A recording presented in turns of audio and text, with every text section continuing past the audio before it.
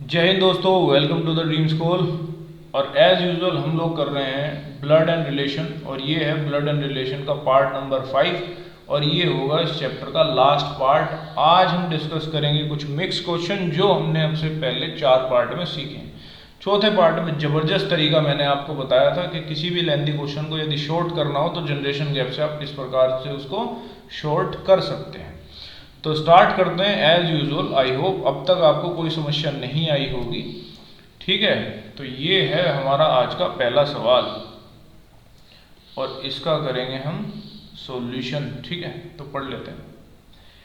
एक लड़के की तस्वीर की ओर इशारा करते हुए श्री राम ने कहा, अच्छा राम जी बोल रहे हैं, श्री राम ने कहा, वह मेरी माँ के इकलौते पुत्र का पुत्र है। देखो बोल कौन रहा है, तो राम जी ने कहा है, तो राम जी को लिख लेंगे हम पहले। और हमने सीखा था जब भी अपनी बात करनी स्टार्ट करते हैं ना तभी से शुरू कर देंगे हम। वह मेरी माँ, राम जी की माता जी ऊपर वाली जनरेशन में आ जाएंगी। ये मेरी माँ के इकलौते पुत्र, अपनी माँ के इकलौते पुत्र तो ये खुद होंगे, का पुत्र है, इन्हीं का पुत्र है, यानी अपने लड़के की ओर इशारा करते हुए कह रहे हैं। ठीक है, ये फोटो में था, ये फोटो में था। सवाल क्या पूछना चाह रहा है, श्री राम उस लड़के से, तो श्री राम इस लड़के से किस प्रकार संबंधित है। इसका मतलब है ये लड़का है, इनको क्या बुलाएगा, तो आप बोल दो कि ये बुलाएगा इनको father. Option number D is your right answer. ठीक है, ये पिताजी होंगे उस लड़के के। ठीक है भाई, अब देखो क्वेश्चन नंबर 2, ये क्या कह रहा है। रवि अमन के पिता की बहन का पुत्र है। मान लो ये अमन है, ठीक है, अमन के पिताजी यहाँ पर आ गए, उनकी बहन, और रवि इनका पुत्र है, इनका पुत्र है रवि। ठीक है, ये बात हमने ये पहली लाइन पढ़ के बना दिया। साहिल दिव्या का पुत्र है। अभी हमें पता नहीं साहिल और दिव्या कौन कौन है। जो गौरव की माँ और अमन की दादी है। ठीक है, देखो अमन के पिताजी तो ये हो गए, तो अमन की दादी यहाँ होंगी। ठीक है, और वो कह रहे गौरव की माँ है, तो यानी कि अमन के पिताजी का नाम गौरव है और साहिल उनका पुत्र है, यानी कि उनके एक बेटा और है जिसका नाम है साहिल। ये हमने यहाँ लिख दिया। ठीक है, आगे बढ़ते हैं। देखो अशोक तान्या के पिता और रवि के दादा हैं। अशोक तान्या के पिता और रवि के दादा हैं। देखो इसमें ना आप जो अशोक है ना उनको ऐसा नहीं कर सकते कि रवि के दादाजी ले लें, क्योंकि रवि के दादाजी ले लेंगे क्वेश्चन में थोड़ा सा बदलाव आ जाएगा।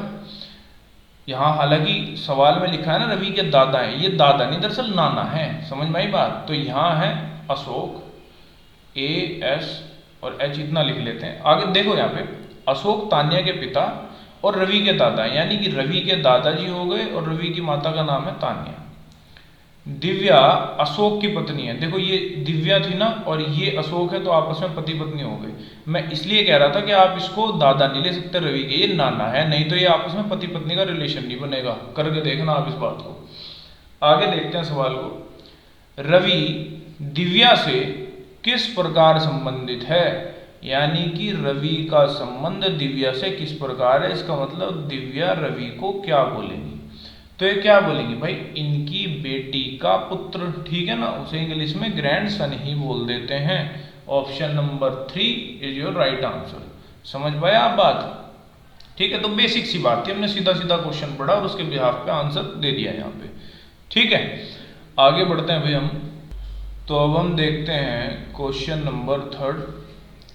इंडिकेशन दे रखी है, पहले इनको डिनोट कर लें। यहाँ प्लस का मतलब ये ब्रदर बता रहा है, यानी प्लस का तो कोई मतलब ही नहीं है क्योंकि भाई बहन सब एक ही श्रेणी में। माइनस का मतलब सिस्टर इसने बताया, ये भी सब एक ही श्रेणी में। गुणा का मतलब बता रहा है A is the father of B, यानी कि ए जो है वो बी का पिताजी है, यानी +1 आ गया। ठीक है, सवाल में पूछा क्या है कि सी एम का पुत्र है, यानी सी तो होगा मेल। ठीक है, और एम और सी के बीच में एक जनरेशन, एक पीढ़ी का अंतर आएगा। ठीक है ना, 1 जनरेशन गैप होगा। एम सी का पुत्र है। समझ में आ गई बात आपके। अब देखो यहाँ पे करना स्टार्ट करते हैं। माइनस का तो कोई मतलब ही नहीं है, प्लस का मतलब है +1, और देखो m और c के बीच में ही लेने हैं, इसको नहीं जोड़ूंगा मैं। तो यहाँ पे आप बोल दोगे जी इसका तो +1 आ गया, और हमें क्या चाहिए +1 ही, मतलब एक ही अंतर चाहिए। आगे देखो, पहले इसका और इसका तो कुछ मतलब ही नहीं, m से c तक ही जा रहे हैं ना, m से c तक, ये तो हमें देखना भी नहीं था। गुणा का मतलब हो गया +1, ये भी +1 आ गया जी। आगे आ जाओ, m से c के बीच में एक गुणा यहाँ पे आ रही है, ये भी +1 आ गया। m से c के बीच में एक गुणा का साइन यहाँ पे आ रहा है, यानी कि ये भी +1 आ, सारे के सारे +1 हो गए। ठीक है, अब हम कैसे करेंगे, देखो सवाल में कहा है जो c है ना वो एक मेल मेंबर है, यहाँ पर देखो c अंत में आ रहा है, अंत में, और लास्ट वाले का हम लोग वो नहीं निकाल सकते, जेंडर नहीं निकाल सकते, मेल है या फीमेल है, कैसे है। ठीक बात है। अब देखो एक चीज और समझेंगे, m पिता है c का, तो अगर m पहले आ रहा है तो +1 आ सकता है, बिल्कुल कोई दिक्कत नहीं है। लेकिन यदि c पहले आ रहा है तो -1 आना चाहिए, -1। कैसे, देखो ध्यान दो, मैं दो बातें लिख रहा हूं। मैंने कहा कि m और c ऐसे लिख दिए, ये c पुत्र है। ठीक है, अब इसका देखो, जब m पहले लिखा तो c पुत्र हो गया, तो +1 हो गया जनरेशन गैप। लेकिन यदि तुम c पहले लिख दोगे और m पहले लिख दोगे तो ये तो -1 की श्रेणी में आ गया ना। समझ पा रहे ना बात को, देखो c से ऊपर हो गए हमेशा पिताजी, ठीक है, तभी जाके वो पिता मतलब उसके माता या पिता बन पाएंगे, क्योंकि सवाल में ये तो कहा नहीं कि m क्या है, माता भी हो सकती है पिताजी भी हो सकते हैं, लेकिन c से जनरेशन उनकी ऊपर होगी। तो मैं यही कहना चाह रहा हूँ कि c की जनरेशन ऊपर नहीं होगी, m की ऊपर होगी, तो ये हो गया गलत हमारा। ठीक है, अब ऑप्शन बचते हैं दो, एक ये और एक ये। ठीक है, अब आप यहां पर देखो, किसी एक का भी देख लो जो आपका मन करे, m + m-n, यानी कि m जो है वो बहन है किसकी, n की। ठीक है, n गुणा c, यानी कि n जो है n गुणा c, यानी कि n जो है वो पिता है, किसके पिता है, तो आप बोल दोगे c के पिता है। और c + f, यानी कि c जो है वो भाई है, और किसका भाई है, f का भाई है।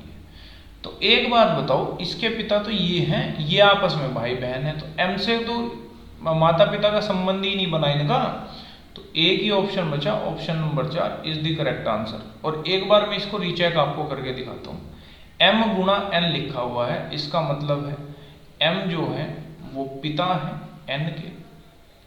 ठीक बात है, n माइनस c का मतलब है n जो है बहन है किसकी, c की बहन है।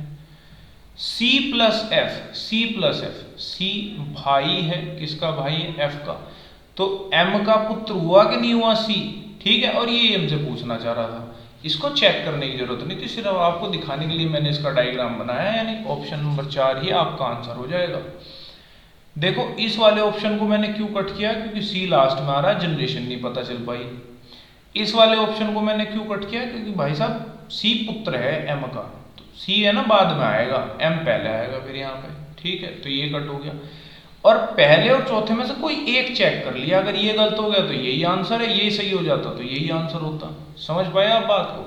ठीक, तो ऑप्शन नंबर 4 यहाँ पे करेक्ट आंसर हुआ आपका। ये है क्वेश्चन नंबर 4, डायरेक्शनल क्वेश्चन है, इसको करते हैं सोल्व। ये क्या कहना चाह रहा है, ये कुछ इसने डायरेक्शन दी, फिर क्या कहा, if the code of family, एक फैमिली का कोड इसने हमें दिया है यहाँ पे ये रहा, और पूछना चाह रहा है कि इनमें पिता कौन है, इनमें पिता कौन है। तो सबसे पहले हम बना लेते हैं फैमिली ट्री। ठीक है, A#B, इसका मतलब क्या है, A माता है B की, हमने लिखा A माता जी होगी, किसकी माता जी होगी, B की। ठीक है, आगे देखो $C, इसका मतलब है कि B भाई है C का, ये B जो है ये भाई हो गया, किसका भाई है, C का। आगे देखो C*D, यानी कि C जो है वो पुत्री है D की। देखो ये तो भाई बहन है, तो पुत्री यानी कि ये ऊपर आएंगे, और जब ये माता जी है तो जाहिर सी बात है पिताजी होंगे, दोनों में प्लस का रिलेशन होगा। सवाल में यही पूछा था कि इस परिवार में पिताजी कौन है, तो पिता कौन है, तो ऑप्शन नंबर A यानी कि D इस परिवार में पिता होंगे। ठीक है, अब हम चलते हैं अपने अगले क्वेश्चन यानी क्वेश्चन नंबर 5 की ओर। तो यहां पर देखो क्या कहना चाह रहा है, ये A B की बहन है। यहां देखो ए बी की बहन है, लिख लो इस बात को, ए जो है वो बहन है किसकी, बी की। आगे देखो, सी बी की माता है, सी जो है वो माता जी है बी की। डी सी का पिता है, डी सी का पिता है भाई साहब, तो डी जो है वो सी का पिता है, ऊपर लिख देंगे हम इसको, ठीक है। ई डी की माता है, डी कहाँ है, ये रहा। अच्छा, ई डी की भी माता हो गई, ये ऐसे, ये तो लाइन लग गई। तो ए डी से किस प्रकार संबंधित है, ए संबंधित है किससे, डी से, यानी डी इसको क्या बुलाएगा, तो ये तो ग्रैंड डॉटर हो गई, ग्रैंड डॉटर, ठीक है ना, ठीक, ग्रैंड डॉटर, पोती हो गई भाई साहब इसकी। समझ में आ गई बात। देखो रीचेक कर लो एक बार, ए बी की बहन है, ए और बी में बहन भाई हो गए, ठीक है जी, चलो। सी जो है बी की माता है, ठीक है। डी जो है वो सी के पिताजी हैं, ठीक है। ई जो है वो डी की माता हो गई, ठीक, ये लाइन लगा दी, 4 पीढ़ी बन गई। यहाँ से वो पूछना चाह रहे हैं डी और ए का संबंध, बिल्कुल ठीक है, कोई दिक्कत नहीं है सवाल में, ठीक है। और इसी के साथ साथ, ठीक है, तो समझ में आई होगी आपको बात, ये सारी की सारी डिटेल में। यहाँ पे डी आंसर है आपका, ठीक।